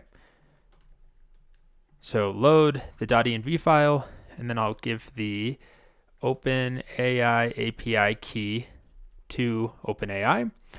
And hopefully I can then call getPlaylist, which is what I'm going to do first. This will give me a list of tracks. So outside of this function, I need to import JSON too, of course. That's being used right down here where I'm parsing the results, json.loads. Okay, so I'll print that playlist out. So let's call it getPlaylist with a prompt like, how about epic songs? How about epic? Yeah, that's fine, epic songs. And then I'll ask for 4 of them just to keep it simple. Count defaults to 8. So this will run first. It's just going to print out the results, which is fine, but I should probably have it return the playlist instead. So let's do that. Here, I'll call this songs or something, and then I'll print songs. And let's just see if it's working. And then we'll still log in. I guess we should probably stop making empty playlists and adding tracks for no reason though. So I'll comment that out. I just want to make sure that our prompt still works now that it's happening outside of a notebook and instead locally here. So we execute this. The API has been slow all morning. There we are. And we get 4 songs, epic songs. Kashmir, Hotel California, Bohemian Rhapsody, Stairway to Heaven, sure. I guess most of those are epic songs. Although, yeah, it's got a bit of a rock bent there, classic rock bent. So we could steer it towards a different genre if we wanted to. But we have those tracks back. Okay, that's good. I'm thinking we'll call this playlist instead. And we can still print it out, that's fine. But then we now have access to this Python list that has our different tracks in it. And then what we'll do is loop over for each item in playlist. That's what our variable up here is called, right? Playlist. For each item in there, let's extract the artist and the song. So I'm going to just do artist, comma, song equals item artist, comma, item song. And then this will allow me to search for each one of these individually. But the way that the Spotify search works is that it wants us to provide, right here, a single query. So we can't search, as far as I could find, you can't provide like the song name and then separately provide the artist. So what I'm going to do is combine the artist and the song into a string. I'll call it query. And it's just going to be an F string that has the song and then a space and the artist. Okay? And then I'm going to pass that through. So I'm going to take this line, I guess I'll indent it. And this will then hopefully search using the query I just made right here.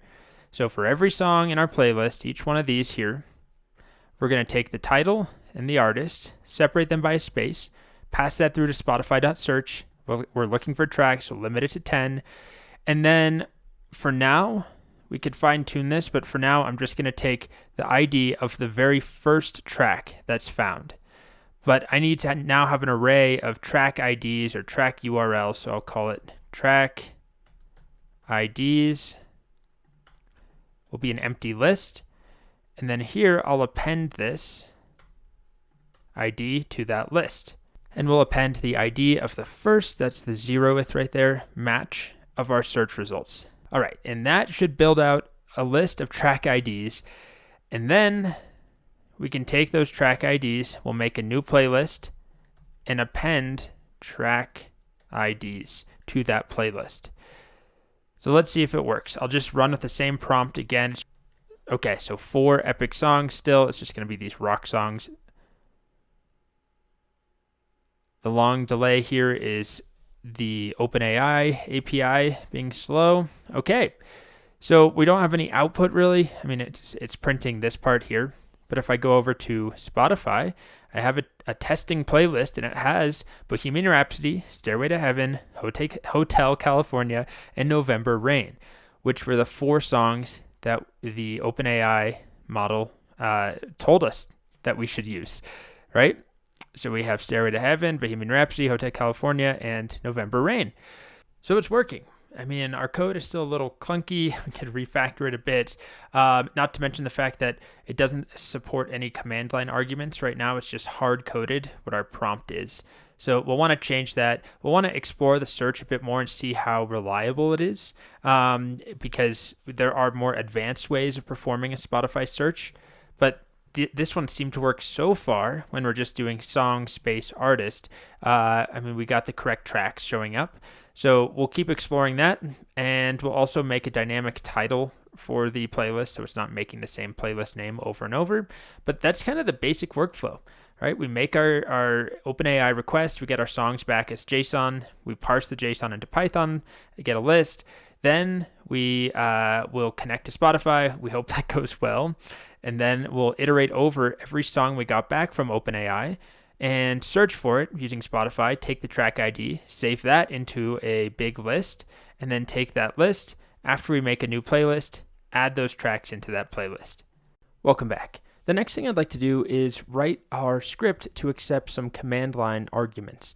So I can do things like this, provide a prompt, songs, if I can type songs, songs for a happy day. And -p indicates that this is the prompt. Or I could specify the number of songs with maybe -n, and 19 will give me 19 songs.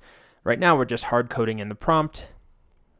It is a variable here coming from or it's an argument being passed to get playlist. However, when I call get playlist, I'm just passing through epic songs in 4 every time.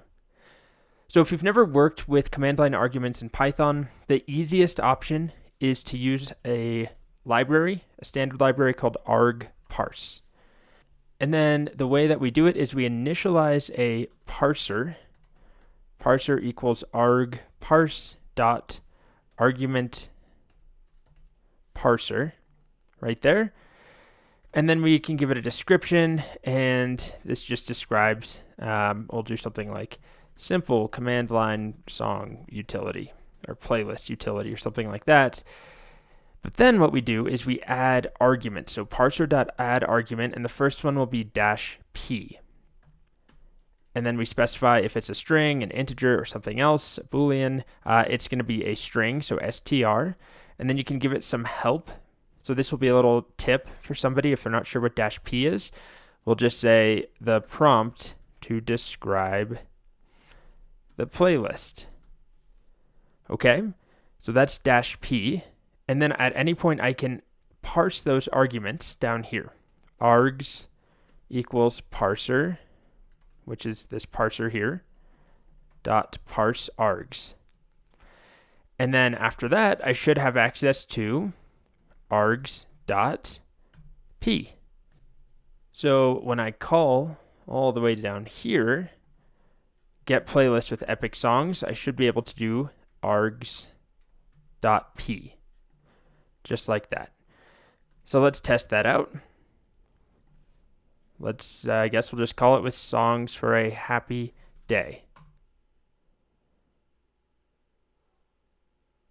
And we wait. Okay, seem to have worked. We got Here Comes the Sun, Walking on Sunshine, Happy. Those definitely seem like songs for a happy day. And let's do the same thing for a number of songs that we want. So we'll add another argument, -n. The type of this one will be an integer. And then the help will be the number of songs to add to the playlist. And then another thing we can do is actually add a default value in here.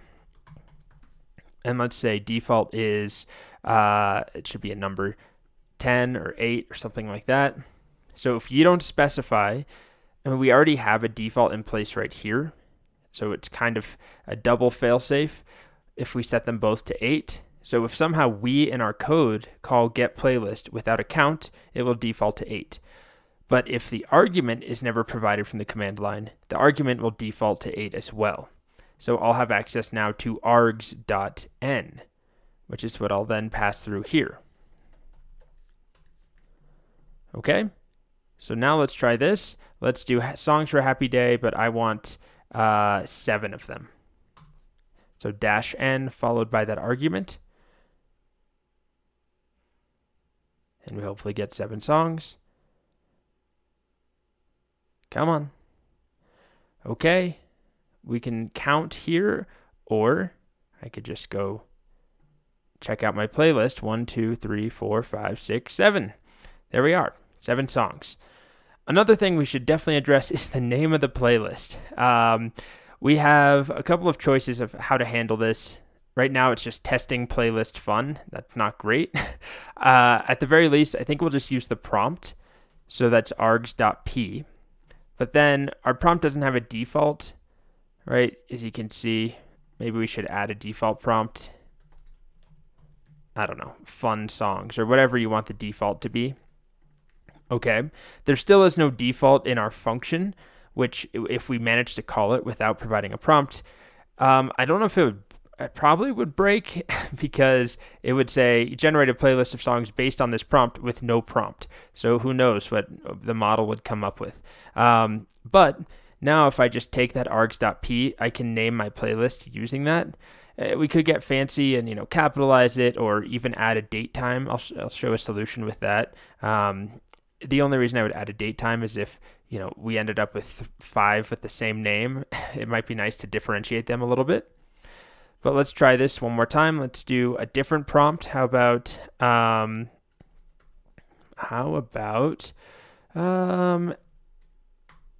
quiet study piano music, and the -number, the -n, will be 10 songs.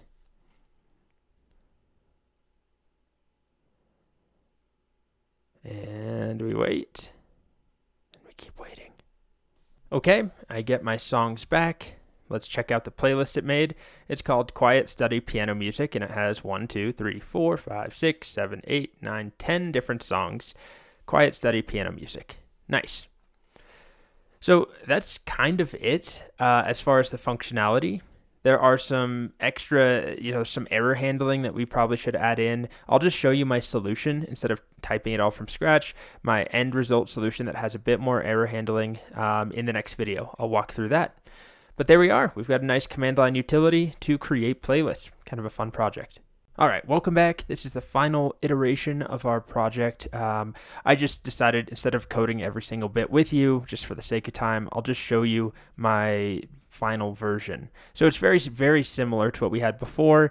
There's a couple organizational differences. I wrote a main function, standard Python boilerplate, invoke it at the end here. We have the same get playlist function. I also moved the Spotify logic into a function called add songs to Spotify, although we could probably break this up even further and have like a login to Spotify method and then an add songs to Spotify method, but it's fine. It's just a simple command line script.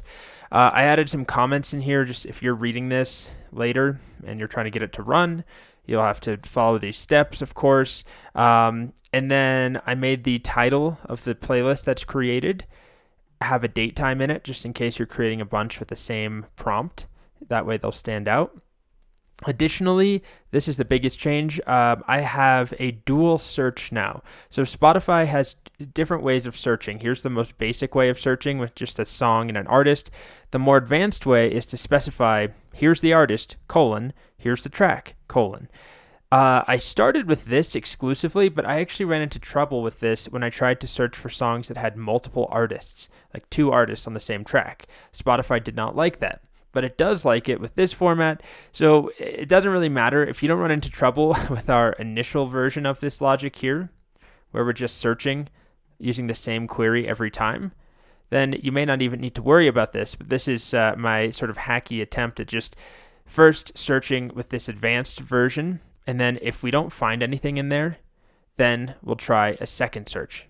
And that's what this one is here, the basic query. So for each type of this query, advanced query or basic query, again, not that important. One other thing I did is I added a little limitation here to say if you didn't find a track, or if you found a track, but it's very unpopular, so Spotify has a measurement of popularity. If it's less than 20, then I asked to search again. Now, you might disagree with that. I was just trying to keep this working and with recognizable tracks, although we're probably missing out on some fun unknown tracks. However, I don't think OpenAI is really recommending a lot of those. But just so you know, if you're looking at this code, it's just a slight change here. And then I also added some logging, some prints, so we can see what's happening. And then also, if we have trouble finding something, there's a little handling in here just to print that out that we couldn't find a track. Additionally, I added some logic at the top for the arguments. First of all, I added a new argument so you could pass in your own environment file if it wasn't .env. Second, if we don't find Spotify client ID, Spotify client secret, and OpenAI key in your environment, then we'll raise a value error saying, hey, you're missing environment variables. We need those. And then also if you try to provide an invalid n, like -5 songs, we'll throw an error too. So let's just take a look at that. Let's do this. This script is called final.py, just so you have the 2 versions. Let's say prompt is rainy day songs. But then n is like -2. And we get an error. Value error, n should be between 0 and 50. Additionally, if I tweak my environment file, I just got rid of the, the OpenAI key I just deleted from it. Let's try generating again, and we get another error, missing environment variables. So it's checking ahead of time. And the last thing we'll look at is just that the playlist titles are now generated dynamically with a date time. So let's do one more. What's a fun playlist prompt? I've just been doing sad music, quiet music, epic music. How about, what if I just tried Lana Del Rey songs? Is it only going to give me Lana Del Rey songs? We haven't tried that yet, but let's see. And then I'll say I want 12 songs. Okay. So you can see my output. It found all these different Lana Del Rey songs, and it created the playlist, and the name now has the date time in it. Here is the playlist that was created. And it's looking good. All Lana Del Rey songs. And the title now has that date time, which you may not actually like, but I could now recreate this playlist a couple of times and have unique titles. Although it's kind of a long title, so up to you. But that's our project. Of course, the whole point of this course is to focus on the prompting and on OpenAI. So we're using the chat completion, right? I'm using GPT-4, using the message syntax because that's what the chat API supports. And I found that providing examples helped quite a bit. So there we are. That's our next project done.